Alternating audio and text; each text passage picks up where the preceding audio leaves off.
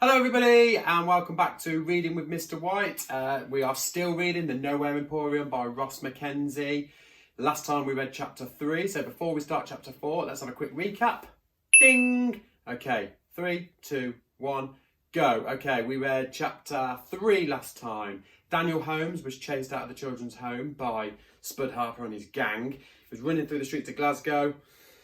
Ran in front of a road, there was a car coming, and Daniel was certain that the car was going to hit him and he was going to die right there and then. But then all of a sudden he saw this strange light out of the corner of his eye. Something pushed him out of the way of the car. He looked up.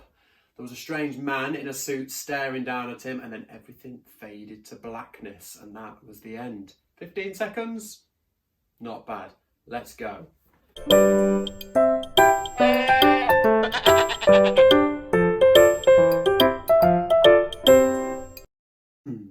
Chapter 4, The Monster. Edinburgh, December 1878.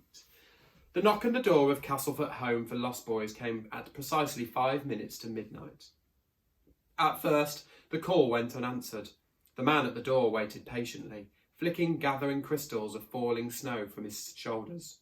After a while, he took up his silver-topped cane and rapped hard on the door 3 times.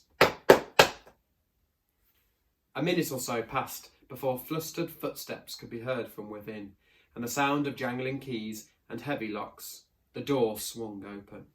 The man inside was wearing a nightgown. He was stout and fat-necked, a neatly trimmed beard, the only evidence of where the chin ended and the neck began. "Can I help you?" he asked, frowning over a pair of spectacles. The visitor nodded. "I believe so. Are you the master of the orphanage?" "I am," said the master. "And who may you be?" The man at the door, who had been standing a step below the master, stepped up so that they were standing on level ground. He was much taller than the average man, over 6 feet in height, with powerful shoulders and a square set jaw. His neatly cropped silver hair and goatee seemed to sparkle in the warm glow of the lamps. His eyes were cold, icy blue. "I'm here about the boy," he said, his voice barely more than a whisper. After a moment of hesitation, the master's eyes widened. "Yes," he said. "Yes, please, come in. Get out of the snow. Warm yourself." The tall man nodded once, stepped into the home for lost boys. It might have been warmer out in the snow. "Can I offer you a drink, Mr. Sharp? Vindicus Sharp." "No drink, thank you. Best see the boy as soon as possible." "If you don't mind me saying, Mr. Sharp," said the master, "you may have picked a more reasonable hour to visit." "The asylum does not wish to draw attention to the boy," the man replied. "Such cases attract stigma, unless, of course, you wish the child's condition to become common knowledge." The master shook his head. No, this'll do fine." "Very well," said Vindicus Sharp. "This boy, he has been here since birth?" The master nodded. "More or less." "And have these incidents happened regularly?" Again, the master gave a nod. His face had transformed at the mere mention of the boy, taking on a haunted, hollow sort of look. "Do you think you can do something about it?"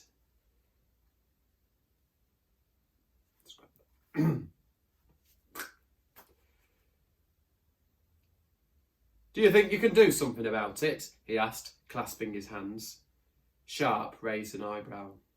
"May I speak with him?" he said. The master picked up a lamp and led Vindicus Sharp through the entrance hall to a caretaker's office, where he picked a large key from a hook on the wall. After this, he walked a passageway adorned with the grand portraits of previous masters and beneficiaries of the home. "Watch your step," said the master, as they began to descend a dark, twisting staircase. The stairs opened out to another corridor, this one lit by a solitary gas lamp. The place smelled of damp and dirt and faintly of disinfectant. "You keep him down here?" said Sharp. The master, who was a pace or two ahead, turned, and his face was a white mask of shame. "We've no choice," he said. Then, almost as a way of apology, he added, "He's very well fed, and we let him out into the open air once a week. There are many children in this city who have it much worse." Sharp did not answer. They reached a door at the end of the corridor. The master took the rusted key and placed it in the keyhole. It was stiff, and it took him a few attempts to open the lock. He reached for the doorknob, but Sharp's gloved hand blocked him. "I think I'll take it from here," he said. The master stared for a moment. "Alone? Are you sure?" "You're welcome to wait here," said Sharp, "but if I'm to evaluate the boy, then yes, I must speak with him privately." In spite of the cold, the master wiped a bead of sweat from the end of his nose. "Very well," he said. "If it's necessary, I suppose. But I'll be here by the door, should you need me." Vindicus Sharp's mouth twitched. It may have been a smile, but he had turned towards the door before the master could properly tell. He reached for the handle and slowly opened the door.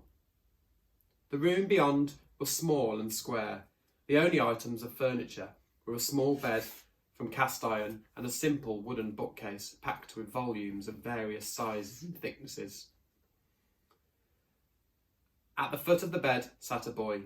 He was perhaps 10 years old, scrawny almost to the point of being skeletal, with a mop of ragged wild hair. At first glance, Sharp thought him unremarkable, save for his eyes, which were the angry grey of a thundery ocean sky. Sharp closed the door in the master's peering face. His gaze returned to the child. "Are you here to take me away?" said the boy. Sharp brushed a smudge from the silver handle of his cane. "That depends," he said, and he indicated the bookshelf. "Do you like to read?" The boy nodded. "I love it. The words let me go somewhere else in my head, anywhere from here." Vindicus Sharp scanned the contents of the bookcase. There were some children's stories there, among them Alice's Adventures in Wonderland and Treasure Island, but there were also books that were not for children. "You've read all of these?" he asked, tapping the complete words of Shakespeare with his cane. The boy nodded. The tall man bowed his head. "Impressive. Tell me, are you aware that the master is scared of you?" The grey of the boy's eyes seemed to deepen and intensify. "Everyone's scared of me, and they should be." "And why might that be?" asked Sharp. The boy fixed him with a cold stare. "Because," he said, "I can do things they can't. I can do things that nobody can." He nodded towards the door. "They call me a monster." Vindicus Sharp's face remained as blank as the walls. "Show me," he said. The boy's gaze travelled to the bookcase. At once it began to tremble. Several books tumbled to the floor, and then one of the books, bound in green leather, shot away from the shelves as though it had been thrown. But this book did not hit the floor. Its pages opened and began to flap, and the book circled over Sharp's head like an awkward bird. After 30 seconds or so, the book thudded to the bare stone floor. Sharp's face remained calm, but the boy could see that something in his eyes had changed. "Everything all right in there?" came the master's voice from out in the hallway. Neither the boy nor the tall man answered. "Why aren't you scared of me?" asked the boy. Sharp said nothing. For the first time, the boy was aware of how strikingly blue his eyes were. Without warning, every remaining book on the shelf soared into the air and began to circle and swoop around the room, never colliding, though there were many of them. The boy's mouth fell open. He watched and watched until Sharp glanced towards the bookcase, and in seconds the books were back, each in exactly the spot it had previously occupied.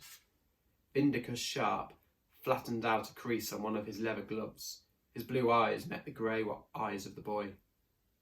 "I'm not afraid of you," he said, "because I'm a monster too." A doctor from the city asylum arrived at the orphanage early next morning.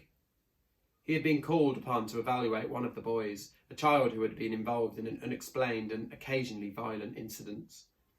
When the master led him down the narrow stairs to the dark corridor and opened the door, he was at a loss to explain where the boy might have gone, or why several of the books were missing from the bookcase. The doors to the building were locked immediately and every inch of the place searched, but there was no trace of the child. He had simply vanished. The master had no recollection of ever having answered the door the previous night. He possessed no memory of Vindicus Sharp in his impeccable suit, or how he had led him to the boy in the basement. He certainly could not remember how he himself had helped to pack the child's belongings and seen them safely out. That night, and every night thereafter, the master would dream of a man and a boy walking together through the falling snow. Though he ran, he could never quite catch them up. Ooh, that's a strange chapter, isn't it? Who is Vindicus Sharp? Who's the boy? What special powers have they both got? They both seem to be able to make things move with their mind. It reminded me a little bit of the X-Men, to be honest. And why can the master of the orphanage not remember a thing about it? All very strange. If you think you know, leave a comment below. Don't forget, get mums and dads to subscribe to the channel. Keep checking back if you want to find out what happens next. We are moving on to chapter 5, which is called Through the Doors. See you next time. Bye.